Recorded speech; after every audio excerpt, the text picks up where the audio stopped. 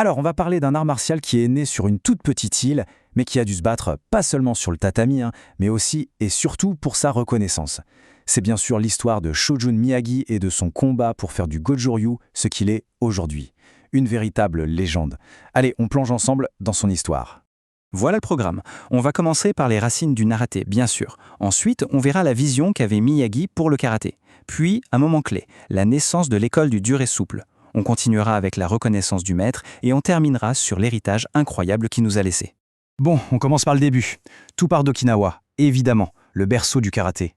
Et c'est là qu'un jeune homme, Shojun Miyagi, va devenir l'élève du grand, du légendaire Kanryo Igaona. C'est le début de la transmission d'un savoir martial vraiment ancestral. Il faut bien comprendre, Shojun Miyagi, ce n'était pas n'importe qui. Il venait d'une famille de commerçants très aisés, et ça change tout. Parce que ça lui a offert un luxe que peu de gens avaient à l'époque, du temps. Le temps de se consacrer à 100%, corps et âme, à sa passion pour les arts martiaux. Pas de souci pour payer les factures, rien de tout ça. Et c'est cette liberté, en fait, qui lui a permis de pousser son art à un niveau juste exceptionnel. Et regardez cette chronologie, c'est limpide. On voit une transmission directe, presque sacrée. Kanryo Igaona, le fondateur du Naate, il va chercher le savoir en Chine, il le ramène, et il le transmet à qui ? À son meilleur élève, Shojun Miyagi. Donc, quand Igaona décède en 1915, Miyagi n'est pas juste un prof de plus, non, il devient le gardien de la flamme, le gardien de tout un héritage. Ok, deuxième partie.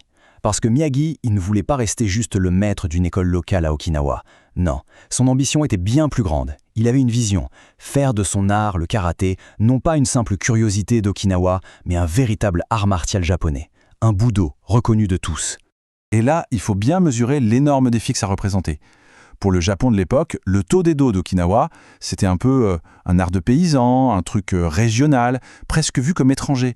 Et en face, on avait quoi ? Le judo, le kendo, des disciplines nationales, super codifiées, ultra respectées.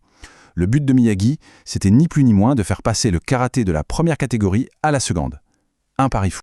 La première étape, elle est subtile mais hyper stratégique. C'est le nom. On passe de tote, qui veut dire manchin, à karaté, main vide. Pourquoi ? Parce que manchin, en plein nationalisme japonais, ça passait moyen.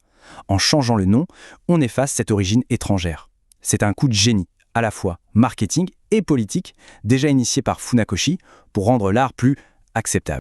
Et pour ça, Miyagi, il s'est vraiment donné à fond. Il a fait une démo devant le futur empereur Hirohito, rien que ça. Il a rencontré Jigoro Kano, le fondateur du judo en personne, qui a été super impressionné. On pourrait croire que c'était gagné, mais pas du tout.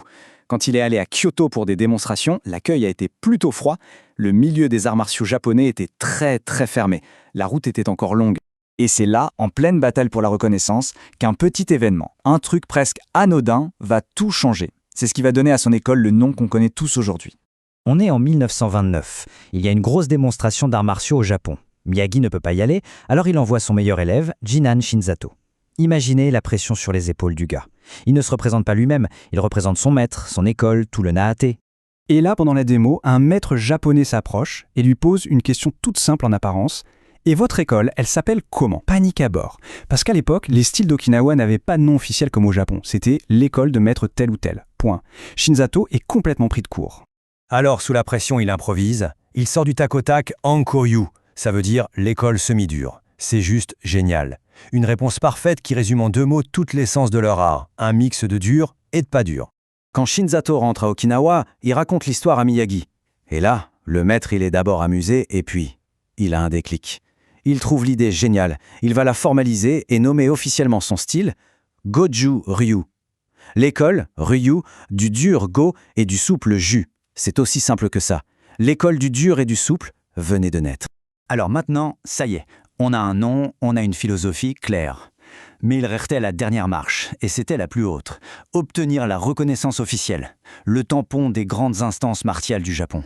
Et l'organisme à convaincre, c'était le Dai Nippon Butokukai. Attention, ce n'était pas juste un petit club, c'était l'organisation d'État qui gérait tous les arts martiaux au Japon.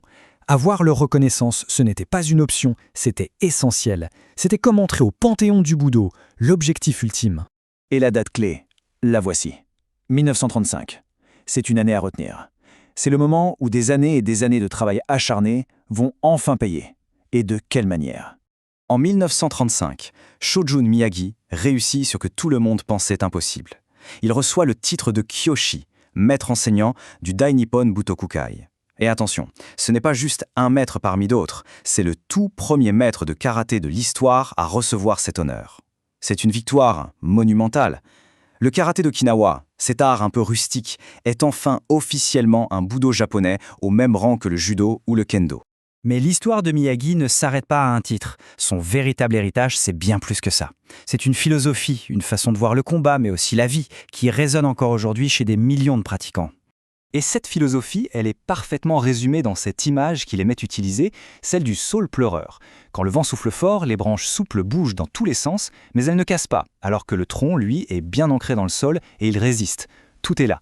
La souplesse des branches, c'est le ju. La force du tronc, c'est le go. C'est cet équilibre parfait entre céder et être fort qui est l'essence même du Goju-ryu. Et cette philosophie, bien sûr, on la retrouve directement dans les techniques. Les postures très stables, comme Sanchin Dachi, pour la force, pour le go.